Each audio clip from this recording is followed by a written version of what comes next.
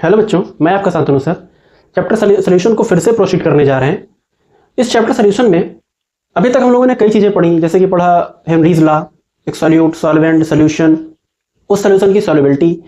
फिर उस सोल्यूशन में ज़्यादा मात्रा में जो था वो था सॉल्वेंट और कम मात्रा में जो था वो था सॉल्यूट।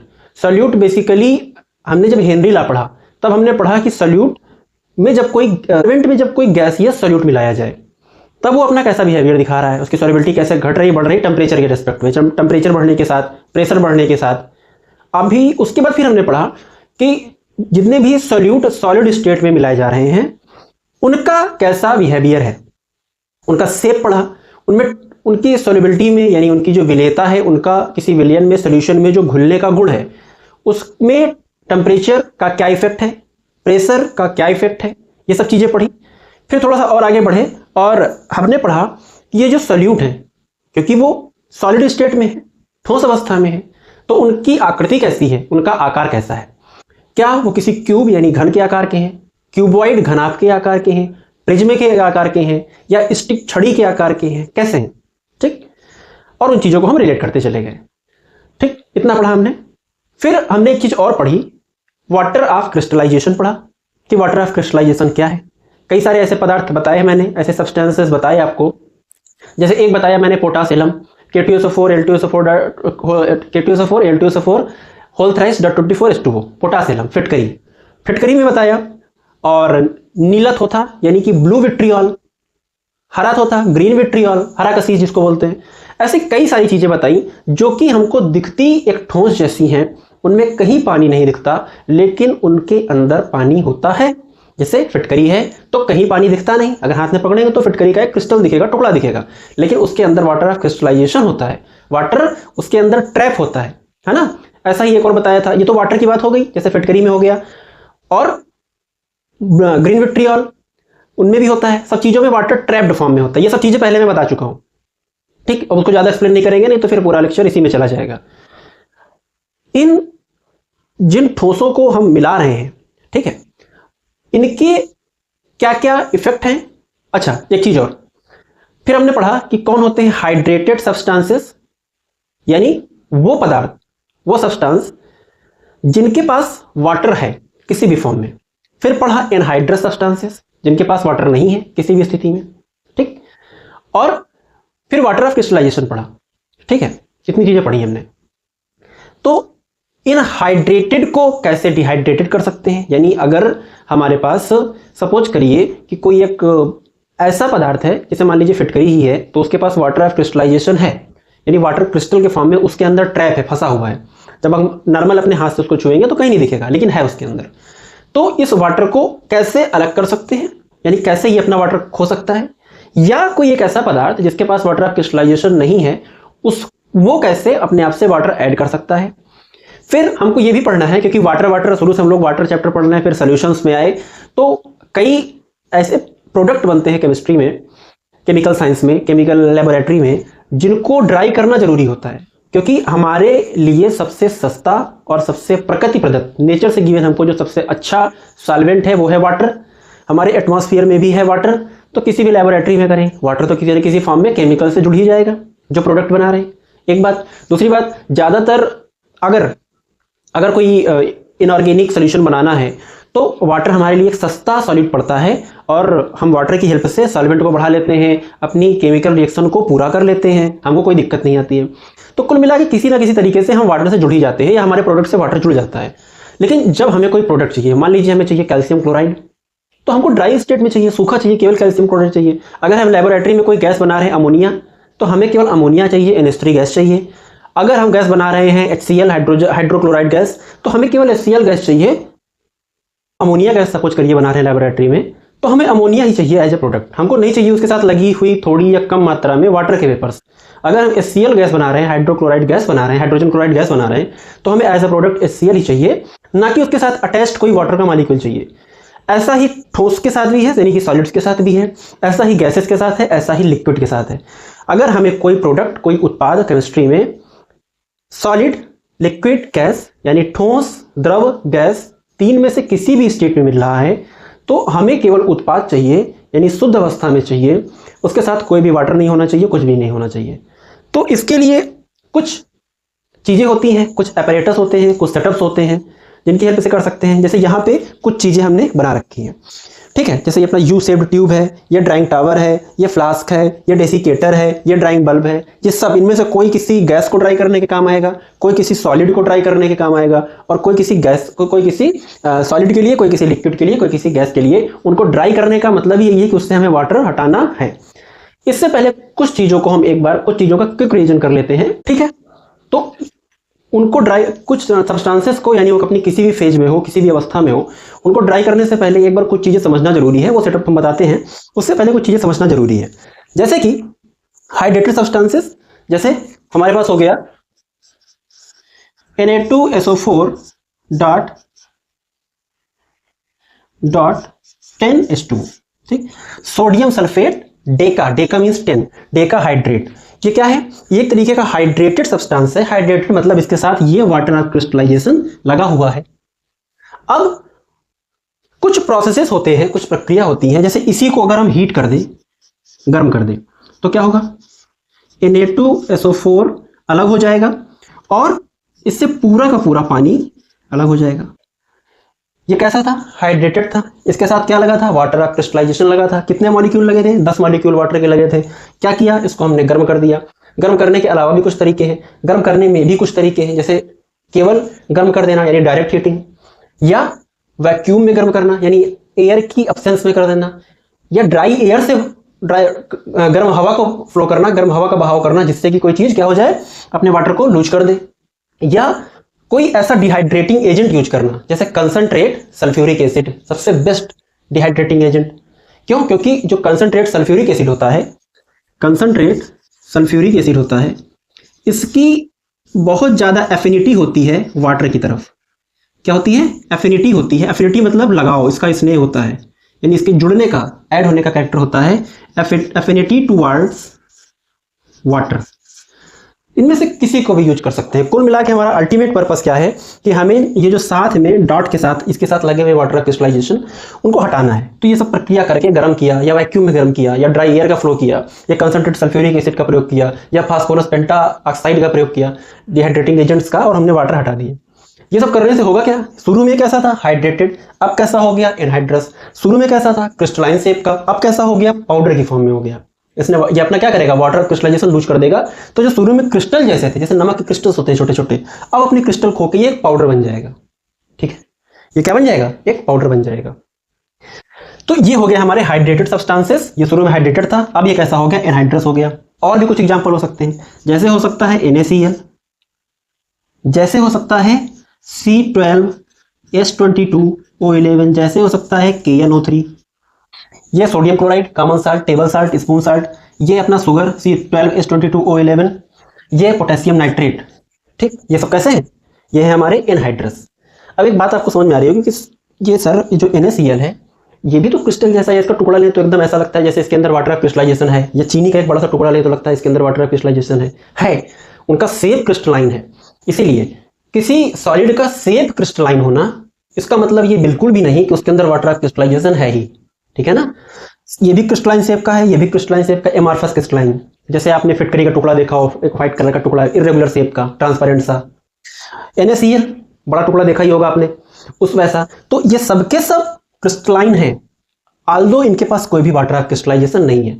अब इस चीज को हम प्रूव कैसे कर सकते हैं कि भाई इनके पास वाटर क्रिस्टलाइजेशन नहीं है? एक हमने ये लिया सोडियम सल्फेट डेकाहाइड्रेट, ठीक, इसी को ग्लोबल साल्ट भी बोलते हैं, और इनको जब हीट किया तो भाई ये पाउडर की फॉर्म में बन गए। ये शुरू में कैसा था? एनहाइड्रस था, क्रिस्टल शेप का था, बाद में इसका पाउडर बन गया। अगर हम इनको हीट कर दें तो क्या ये भी पाउडर बन जाएंगे? या इनको कर दें या इनको कर दें, क्या ये भी पाउडर बन जाएंगे? देखते हैं। अगर आप NaCl को हीट कर दोगे तो NaCl कुछ आवाज आएगी, चट चट की, टूटने की, क्रैकिंग साउंड आएंगे, जैसे कोई बड़ी चीज टूट रही है छोटी चीजों में। ठीक, और इस पर्टिकुलर आवाज का नाम क्या है? डीक्रेपिटेशन। इस आवाज का नाम क्या है? डीक्रेपिटेशन। तो NaCl के बड़े टुकड़े छोटे हो जाएंगे और एक क्रैकिंग साउंड आएगा, टूटने की आवाज आएगी, जिसको बोलते हैं डीक्रेपिटेशन। इसको गर्म करेंगे, क्या होगा? ब्लैक कलर का रेसिड्यू बचेगा, यानी कि इसके अंदर जो भी चीजें होंगी वो जल जाएंगी गर्म करने पर, और एक केवल ब्लैक कलर का चारकोल या कार्बन बचेगा जिस भी चीज में आप गर्म करेंगे। ठीक है, हो सकता है थोड़ा सा वो वेट हो, गीला हो, क्योंकि उसके पास वाटर, क्योंकि वो क्या करेगा, कोई एटमॉस्फेयर की मॉइस्चर्स को और ऑक्सीजन को एब्जॉर्ब करेगा अपने आप से। पोटेशियम नाइट्रेट को अगर आप हीट करेंगे तो ये क्या करेगा, ये KnO2 में यानी कि लाइट येलो कलर का सॉलिड बचेगा, प्लस ऑक्सीजन को ये रिलीज कर देगा। ठीक है, तो यही यहां पे लिख रखा है, हाइड्रेटेड हो गया ये, फिर इससे पानी जब निकाल दिया तो एनहाइड्रस हो गया, ये भी एनहाइड्रस है। ठीक, ये भी क्या है, एनहाइड्रस सब्सटेंस है। वाटर ऑफ क्रिस्टलाइजेशन किसके साथ लगा है, जैसे ये एलम है अपनी पोटास एलम, कौन है ये, पोटास एलम फिटकरी, K2SO4.Al2SO4 whole thrice dot 24H2O, ये इसके साथ जो ये 24H2O लगे हुए हैं, ये सब के सब वाटर ऑफ क्रिस्टलाइजेशन है, जो कि इसको क्रिस्टलाइन शेप प्रोवाइड कर रहे हैं। लेकिन क्रिस्टलाइन शेप होने का बिल्कुल भी मतलब ये नहीं है कि वाटर ऑफ क्रिस्टलाइजेशन होगा ही होगा। एग्जांपल आपको बता दिए, sodium chloride, sugar, potassium nitrate, इनका प्रूफ भी दिखा दिया कि अगर इनको आप हीट करते हैं किसी भी तरीके से, जितने तरीके मैंने बताए, जैसे डायरेक्ट हीटिंग करते हैं, heated in dry air, heating in dry air, heating under vacuum, desiccating या डिहाइड्रेटिंग एजेंट का यूज करते हैं, जैसे कि कंसंट्रेट H2SO4 और फास्फोरस पेंटाऑक्साइड। तो इनको गर्म करेंगे तो ये क्या करेंगे, जैसे ये क्रिस्टल था तो ये पाउडर में बदल गया, लेकिन NaCl को वहीं पे अगर आप गर्म कर रहे हैं तो क्या कर रहा है, डीक्रेपिटेशन का साउंड यानी क्रैकिंग साउंड कर रहा है, और बड़ा टुकड़ा छोटा हुआ जा रहा है। KNO3 को कर रहे हैं तो ये क्या कर रहा है, अपने आप से ऑक्सीजन को रिलीज कर दे रहा है, और येलो कलर का, लाइट येलो कलर का रेसिड्यू यानी बचा हुआ कुछ पदार्थ बच रहा है। शुगर को गर्म कर रहे हैं तो क्या बच रहा है, ब्लैक चार्ड बचता है, ब्लैक कलर का रेसिड्यू बचता है, ब्लैक रेसिड्यू बचता है। ठीक, यहां पे कुछ चीजें लिख रखी हैं आपको समझाने के लिए, जैसे कि Na2CO3.10H2O सोडियम कार्बोनेट डेकाहाइड्रेट, ठीक, ये वाशिंग सोडा है। FeSO4.7H2O ferrous sulphate, and 7 means heptahydrate, 7 water है इनके पास। ये है विद वाटर ऑफ क्रिस्टलाइजेशन, इन दोनों के साथ लगा हुआ है वाटर ऑफ क्रिस्टलाइजेशन। इस वजह से आपने कहा कि इनका शेप है, या होता ही है इनका शेप क्रिस्टलाइन। लेकिन sugar C12H22O11, NaCl potassium nitrate, ये भी क्रिस्टलाइन शेप के हैं, आल्दो यद्यपि इनके पास कोई भी वाटर ऑफ क्रिस्टलाइजेशन नहीं है, लिखा है विदाउट वाटर ऑफ क्रिस्टलाइजेशन। ठीक, हाइड्रेटेड को एनहाइड्रस हम बना सकते हैं, यानी जिसके पास लगे हों हाइड्रेटेड यानी वाटर, उनका वाटर हटा सकते हैं। तरीका बता दिया, direct heating, heating in dry air and so on. Effect of heat में देख लिया हमने, NaCl को गर्म किया तो क्या हुआ, बड़ा टुकड़ा था वो छोटे छोटे टुकड़ों में बदल गया, NaCl smaller crystals, cracking sound, and the process is known as, इस प्रक्रिया को क्या कहते हैं, डीक्रेपिटेशन। इनको गर्म किया क्योंकि ये वो है, क्या नाम है, इनके साथ वाटर ऑफ क्रिस्टलाइजेशन ऐड है, तो इसका पाउडर बन जाएगा, पानी पूरी तरीके से अलग हो जाएगा। पोटेशियम नाइट्रेट KNO2 में टूटा, पोटेशियम नाइट्राइट यानी कि लाइट येलो सॉलिड, हल्का पीला रंग लिए हुआ साइड बचेगा और ऑक्सीजन निकल जाएगी। इतनी चीजें समझ में आई कि हम हाइड्रेटेड सब्सटेंस को भी एनहाइड्रस कर सकते हैं। एक बात ये समझ में आई, तरीके कुछ दिए हुए हैं। दूसरी बात ये समझ में आई कि किसी सॉलिड के क्रिस्टलाइन शेप के लिए वाटर ऑफ क्रिस्टलाइजेशन ही जरूरी नहीं है, हो सकता है उसके पास ना हो वाटर ऑफ क्रिस्टलाइजेशन, जैसे कि चीनी यानी शुगर, जैसे कि नमक NaCl, जैसे पोटेशियम नाइट्रेट KNO3, उनके पास कोई भी वाटर ऑफ क्रिस्टलाइजेशन नहीं है, फिर भी उनका क्रिस्टलाइन शेप है। अगर होता वाटर ऑफ क्रिस्टलाइजेशन तो केवल और केवल वाटर को अलग करते और बाकी चीजें बच जाती, इनके पास था ही नहीं तो नहीं अलग कर पाए। ठीक है, ये चीजें हो गई। अब कुछ प्रॉपर्टीज, कुछ गुणधर्म या विशेषताएं होती हैं इन सब्सटेंसेस की, इन पदार्थों की, जैसे कि एक प्रोसेस का नाम है एफ्लोरेसेंस। ठीक, ये क्या है, एफ्लोरेसेंस एक प्रोसेस है, और एफ्लोरेसेंट वो सब्सटेंसेस होते हैं, वो पदार्थ होते हैं जो कि क्या करें, ड्राई हो जाए यानी अपना वाटर ऑफ क्रिस्टलाइजेशन खो दें। जैसे MgSO4.7H2O जिसको बोलते हैं एप्सम साल्ट, अगर इससे पास कर दें हम क्या, ड्राई एयर, इसको हम पास कर दें ड्राई एयर से पास कर दें तो ये क्या बनेगा, अपना वाटर ऑफ क्रिस्टलाइजेशन लूज कर देगा। MgSO4.H2O प्लस 6H2O, लगभग पूरे, ये केवल इसके साथ अटैच वाटर बचा, बाकी पूरा का पूरा वाटर इसने अपने आप से अलग कर दिया, तो ये क्या हो जाएगा, एफ्लोरेसेंट हो जाएगा, एफ्लोरेसेंट सब्सटेंस हो जाएगा, और इस प्रोसेस का नाम होगा efflorescence. Next, sodium carbonate decahydrate, washing soda, इसने ये क्या करेगा, ये अपने आप से ऑलमोस्ट सब यानी 9H2O 9 वाटर के मॉलिक्यूल अलग कर देगा, एक केवल इसके साथ बचेगा। शुरू में क्रिस्टल था यानी क्रिस्टलाइन फॉर्म थी, बाद में ये पाउडर बच जाएगा इसका, है ना, पाउडर बच जाएगा। ऐसा ही एक दूसरी प्रॉपर्टी है इन सब्सटेंसेस की, इन पदार्थों की, जैसे डेलिकेशन। डेलिकेशंस क्या है, जैसे सोडियम हाइड्रोक्साइड, पोटेशियम हाइड्रोक्साइड, इसका नाम है कास्टिक सोडा, ये है caustic potash, MgCl2, ZnCl2, calcium chloride, FeCl3। ये वो पदार्थ हैं, वो सब्सटेंस हैं जो कि हो जाते हैं वेट। क्या होते हैं? वेट, गीले हो जाते हैं। कैसे? ये एटमॉस्फेयर की मॉइस्चर को एब्जॉर्ब करते हैं। जैसे सोडियम हाइड्रोक्साइड है, इसको आप ओपन एयर में रख दो तो ये क्या करेगा? सोडियम हाइड्रोक्साइड के, अगर आप कभी केमिस्ट्री लेबोरेटरी गए हो तो वहां पे इसका एक बॉक्स होता है, एक तो इसका सोल्यूशन आता है और दूसरा इसके पैलेट्स होते हैं। जैसे कपूर की छोटी छोटी गोलियां देखी होंगी आजकल आने लगी मार्केट में, ठीक ऐसे ही सोडियम हाइड्रोक्साइड के पैलेट्स होते हैं, बिल्कुल व्हाइट ट्रांसपेरेंट, एकदम कपूर जैसे लगेंगे, कैम्फर जैसे। अब इनको अगर एक सर्टेन टाइम तक, दो तीन चार दिन तक, वो भी एटमॉस्फेयर पर डिपेंड करता है। अगर आपका ह्यूमिड सीजन है, यानी कि बारिश के आसपास का, जबकि एटमॉस्फेयर में ढेर सारी ह्यूमिडिटी है, अगर वैसा सीजन है यानी एटमॉस्फेयर में बहुत ज़्यादा अमाउंट में वाटर वेपर्स हैं, तो ये प्रोसेस तेज हो जाती है। और ये प्रोसेस कब तेज होगी? जब एटमॉस्फेयर में एफ्लोरेसेंस कब होगा ज़्यादा? जब बिल्कुल एटमॉस्फेयर ड्राई होगा। ठीक, इस समय एटमॉस्फेयर में कम से कम H2O होगा, कम से कम वाटर वेपर्स होंगे। तो डेलिक्वेसेंट वेट सीजन में से, हाँ, अब उनको थोड़े समय तक अगर आप सोडियम हाइड्रोक्साइड के पैलेट्स को ओपन रख दो, अपने आप गीले हो जाएंगे। या अगर आपकी लेबोरेटरी में पुराना NaOH का डिब्बा हो, बॉक्स हो, उसको देखना तो उसके अंदर पानी आ गया होगा अपने मन से, उसके पैलेट्स जुड़ गए होंगे, एकदम ठोस बन गए होंगे, निकलते भी नहीं होंगे। और अगर नया होगा, उनको बाहर रख दो तो आप 1-2 दिन में वो अपने आप क्या हो जाएंगे? गीले हो जाएंगे, मेल्ट हो जाएंगे। यानी एटमॉस्फेयर के वेपर्स को अपने आप से ऐड कर रहे हैं जल्दी जल्दी, ठीक है ना? ऐसे सब के सब है ये। यही काम सोडियम हाइड्रोक्साइड कर सकता है, ये आपको आसानी से दिख जाएगा लेबोरेटरी में। पोटेशियम हाइड्रोक्साइड करता है, magnesium chloride, ZnCl2, NaCl, FeCl3। अब जैसे ही डेलिक्वेशन और डेलिक्वेशन का प्रोसेस बताया, ये जितने भी पदार्थ हैं, जितने भी सब्सटेंस हैं, ये सब के सब डेलिक्वेसेंट है, ये बोला मैंने, तुरंत आपके दिमाग में क्लिक किया होगा NaCl कॉमन सा है कि बारिश के सीजन में कभी भी नमक अगर हम खुला छोड़ देते हैं तो नमक अपने आप गीला हो जाता है। इसका मतलब वो भी क्या होगा? डेलिक्वेसेंट सब्सटेंस होगा। लेकिन नहीं, बिल्कुल भी नहीं। NaCl is not a deliquescent substance. NaCl एक डेलिक्वेसेंट नहीं है। अच्छा, फिर वो क्यों होता है गीला? क्योंकि उसमें होती है कुछ मिक्स इंप्योरिटी, जो कि हो सकती है मैग्नीशियम क्लोराइड की, जो कि हो सकती है कैल्शियम क्लोराइड की। यहां पे लिख भी रखा है हमने कि NaCl में MgCl2 या फिर CaCl2 इनकी मिक्स इंप्योरिटी हो सकती है। यही वजह है क्योंकि आप जो आज के समय में आयोडीन से मिला हुआ जो नमक खा रहे हैं, जो कि पाउडरस फॉर्म में, जो कि अपनी क्रिस्टलाइन फॉर्म में होता है, वो प्रोसेस्ड नमक है, दैट इज प्रोसेस्ड साल्ट। तो उसमें कुछ चीजें मिला दी जाती हैं, कुछ अलग से साल्ट ऐड कर दिए जाते हैं। एक तो उसको थोड़ा सा लॉन्ग लास्टिंग बनाने के लिए, और दूसरा उसमें कुछ मिनरल्स ऐड करने की वजह से। तो अगर नमक गीला हो रहा है तो वो डेलिक्वेसेंट सब्सटेंस नहीं है, बिल्कुल भी नहीं है। उसमें मिक्स इंप्योरिटी हो सकती है कैल्शियम क्लोराइड की, मैग्नीशियम क्लोराइड की, ठीक है। अब अगर बात यही आ जाए कि इसको भी कैसे दूर कर सकते हैं, तो NaCl को अगर हम HCl गैस से पास कर दें पहले, फिर वाटर से पास करें, और थर्ड स्टेप में अगर एल्कोहल से पास कर दें, तो जितनी भी इंप्योरिटीज है सबकी सब अलग हो जाएंगी और हमको केवल NaCl मिलेगा। ये सब चीजें उससे अलग हो जाएंगी, ठीक है। जरूरी नहीं बिल्कुल भी ये काम। दो चीज समझ में आई। तीसरी चीज है हाइग्रोस्कोपी। हाइग्रोस्कोपी में कुछ सब्सटेंसेस मैंने रखे हैं। ये सब्सटेंस है silica gel, concentrate H2SO4, phosphorus pentoxide और क्विकलाइम CaO, कैल्शियम ऑक्साइड। हाइग्रोस्कोपी का एक पहला एग्जांपल देखो, आप इसको रिलेट कर पाओगे, समझ पाओगे। सिलिका जेल, जब कोई नई बॉटल, नया टिफिन, शूज हम लोग परचेज करते हैं तो उसके अंदर एक छोटा सा बैग निकलता है, वो है सिलिका जेल का बैग।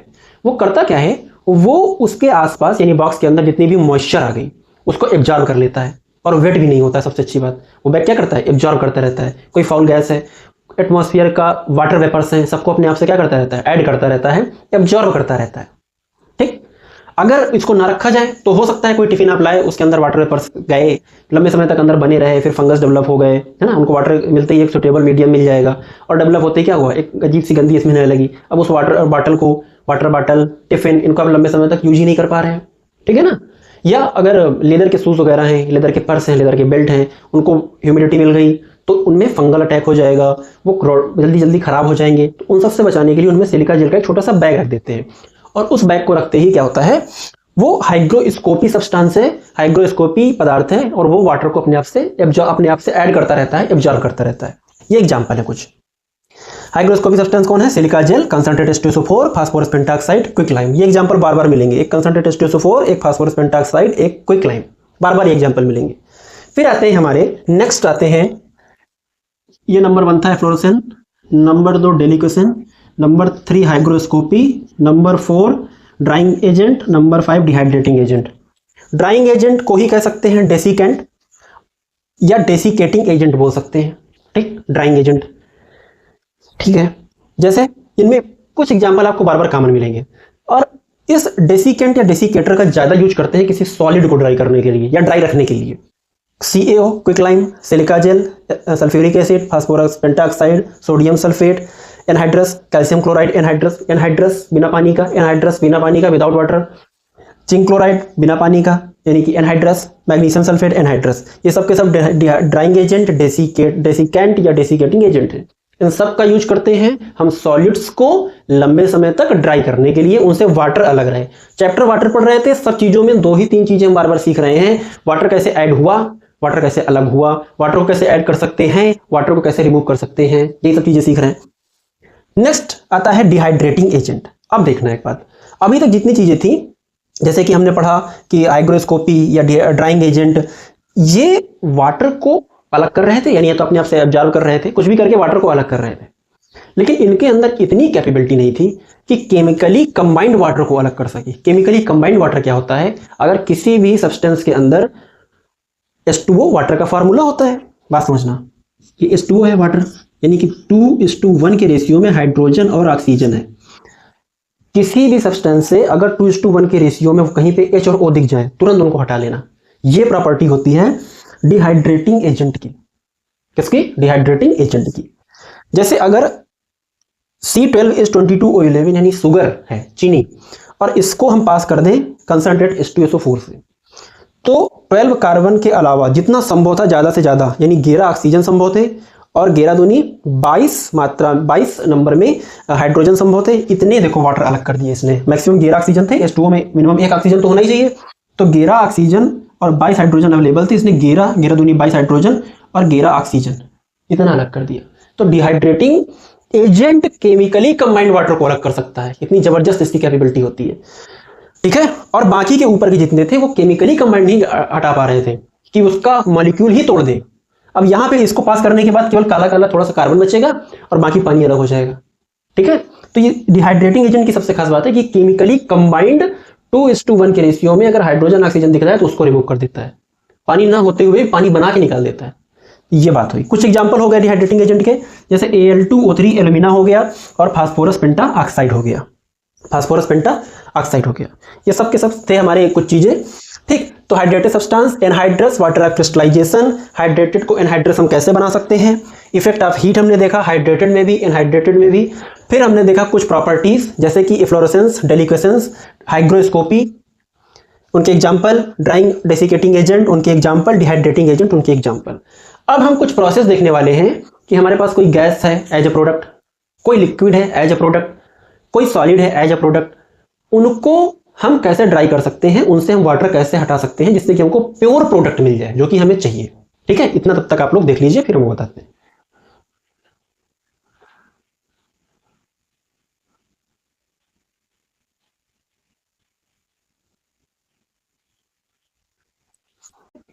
अब सबसे पहले हम लोग क्या करते हैं, सबसे पहले फिनिश कर देते हैं लिक्विड्स को कैसे ड्राई करेंगे। कोई भी लिक्विड हमको एज ए प्रोडक्ट मिला और उसको हमें ड्राई करना है, तो उसके लिए कुछ सब्सटेंस हैं, कुछ पदार्थ हैं, जैसे कि Na2SO4, sodium sulphate, magnesium sulphate, calcium chloride. सबके सब कैसे होने चाहिए, एनहाइड्रस, यानी उनके पास वो किसी भी तरीके से वाटर से ऐड ना हो, वो एनहाइड्रस हो। एक बात, सबसे आसान था लिक्विड, इसको पहले फिनिश कर दिया। सॉलिड्स को फिनिश कर देते हैं, जैसे कि ये एक अभी डेसिकेटिंग एजेंट बताया था ना सॉलिड्स के लिए, तो इसका अपरेटस का इस सेटअप का नाम है डेसिकेटर। ये एक ग्लास का जार होता है और इस ग्लास के जार में यहाँ बॉटम में बेस में भरा होता है कैल्शियम क्लोराइड जो कि होता है एनहाइड्रस, बिना पानी का। और यहाँ हम क्या कर देते हैं, अंदर फिल कर देते हैं सॉलिड को जिसको भी हमें ड्राई करना है, और इसको एक लंबे समय के लिए छोड़ देते हैं और धीरे धीरे करके ये ड्राई हो जाता है, सूख जाता है, यानी कि वाटर अलग हो जाता है। जो भी वाटर है ये अपने आप से ऐड कर लेता है कैल्शियम क्लोराइड, ठीक। अब इधर आ जाए, ये पहला, दूसरा, तीसरा, चौथा, ये चार के चारों जो भी सेटअप हैं ये हैं गैसेस को कैसे ड्राई करें। गैसेस आर ड्राइड बाई, जैसे ये सेटअप है, इसमें भर रखा है हमने, ये जो जितना भी ब्लू कलर का दिख रहा है ये है कंसंट्रेट H2SO4, इसको फिल कर रखा है, इसमें फिल कर देंगे कंसंट्रेट H2SO4, गैस को इससे पास करेंगे और यहां से हमको ड्राई गैस मिलेगी। अब एक बात याद रखना है कि एसिड, अगर एसिडिक नेचर का हमारी गैस है और यहां पर हमने बेस भर दिया, सॉरी बेसिक नेचर की गैस है, यहाँ पे एसिड भर दिया तो एसिड और बेस रिएक्ट करके साल्ट और वाटर बना देंगे, है ना। तो हम अगर हमने कंसंट्रेट H2SO4 भर रखा है तो इसको अगर हमें HCl को ड्राई करना है, HCl हाइड्रोक्लोराइड गैस कैसी है, एसिडिक इन नेचर है, तो इनको ड्राई करने के लिए हमने यहाँ भर रखा है क्या, H2SO4 सल्फ्यूरिक एसिड, वो भी कंसंट्रेट, जो कि खुद एक एसिड है, वो भी स्ट्रांग एसिड है। अगर हमको NH3 अमोनिया गैस को ड्राई करना हो, जो कि है एक क्या, बेसिक गैस, बेसिक नेचर की, तो इसको ड्राई करने के लिए मान लो हमको अमोनिया को ड्राई करना है, तो अंदर हम फिर H2SO4 नहीं भरेंगे, फिर हम क्विक लाइम भर देंगे, CaO, quick lime, calcium oxide fill कर देंगे। तो यहां से NH3 अमोनिया गैस जाएगी और क्विक लाइम यहां पर होगा, और फिर यहां से क्या निकल जाएगी, ड्राई गैस निकलेगी, अमोनिया। तो बेसिक गैस के लिए सुटेबल है कोई बेस जैसे CaO, quick lime. Acidic gas के लिए सुटेबल है कोई एसिड जैसे H2SO4। ये बात याद रखना है, सेम नेचर का होना चाहिए तभी रिएक्ट नहीं करेगा। अपोजिट होंगी एसिड और बेस तो रिएक्ट करके साल्ट वाटर बनाने लगेंगे। फिर ये ड्राइंग टावर है, इसका भी कुछ वैसा ही काम है कि यहाँ पे हमने फिल कर रखा है क्विक लाइम यानी कैल्शियम ऑक्साइड CaO, यहाँ से गैस पास करेंगे और हमें ड्राई गैस मिलेगी, है ना। नेक्स्ट जैसे एक ये है यू शेप्ड ट्यूब में हमने फिल कर रखा है सोडियम सल्फेट, और इसमें इधर से गैस जाएगी सोडियम सल्फेट से होते हुए बाहर चली जाएगी यू शेप ट्यूब में। ये है ड्राइंग बल्ब, यहाँ से गैस जाएगी, अंदर हमने भर रखा है कैल्शियम क्लोराइड एनहाइड्रो शेप का, और हमको ड्राई गैस मिल जाएगी। तो अगर कोई गैस थोड़ा एसिडिक नेचर की है तो एसिडिक ही फिल करके रखेंगे, और एसिडिक में सबसे बेस्ट अपना कंसंट्रेट H2SO4 है, जो कि बार बार एग्जाम्पल में आ रहा है, चाहे वो हाइग्रोस्कोपी रहा हो, चाहे डेसिकेटर रहा हो, चाहे डिहाइड्रेटिंग एजेंट रहा हो, कुछ भी रहा हो, हर बार हम किसको यूज करते रहे, कंसंट्रेट H2SO4 का। अगर बेसिक नेचर का हमारा कोई गैसियस प्रोडक्ट है और हमें प्योर स्टेट में चाहिए, तो उसके लिए सुटेबल रहेगा कि हम CaO, क्विक लाइम को भर दें, सोडियम सल्फेट को भर दें, ऐसा किसी को भर दें जो कि खुद बेसिक नेचर का हो।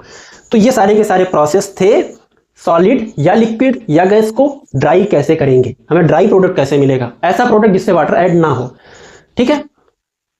बस समझ में आई। अब अगर थोड़ा सा एक लास्ट में चलते चलते अगर ड्राइंग एजेंट और डिहाइड्रेटिंग एजेंट में अगर हम डिफरेंस पूछना चाहें तो कैसे बता सकते हैं। ड्राइंग एजेंट ड्राई करना काम है उनका, लेकिन ड्राइंग एजेंट कभी भी केमिकली कंबाइंड वाटर नहीं हटा पाते हैं, यानी कि किसी के पास अगर वाटर क्रिस्टलाइजेशन नहीं है तो कुछ नहीं कर पाएगा ड्राइंग एजेंट। डिहाइड्रेटिंग एजेंट बड़ा जबरदस्त होता है, जैसे कि कंसंट्रेट H2SO4, फास्फोरस पेंटाक्साइड, ये सब क्या करते हैं, एल्यूमिना, ये केमिकली कंबाइंड वाटर को अलग कर लेते हैं हटा करके। एक ये हो गया केमिकल डिफरेंस। दूसरा ये कह सकते हैं कि डिहाइड्रेटिंग एजेंट एक तरीके का केमिकल चेंज कर देता है, जैसे अगर शुगर का ही हमने किया था तो शुगर ब्लैक कलर के चारकोल में कन्वर्ट हो जाएगी, है ना। और ड्राइंग एजेंट जबकि ऐसा नहीं करता है, कोई केमिकल चेंज नहीं होता। ड्राइंग एजेंट का एग्जांपल हो सकता है आपका MgCl2, मैग्नीशियम क्लोराइड, और जिंक क्लोराइड, सोडियम सल्फेट, ये सब एग्जांपल हो सकते हैं आपके ड्राइंग एजेंट के। और डिहाइड्रेटिंग एजेंट का सबसे बेस्ट एग्जांपल है अपना कंसंट्रेट सल्फ्यूरिक एसिड। तो इतने ये थी कुछ चीजें जिनको हमने पढ़ा अभी तक। चैप्टर वाटर और उसका पार्ट सोल्यूशन अब यहाँ से फिनिश होता है, ठीक है। इनको इस फिगर को चाहे तो आप ड्रा कर सकते हैं या केवल समझ सकते हैं, ठीक है। तब तक के लिए थैंक यू।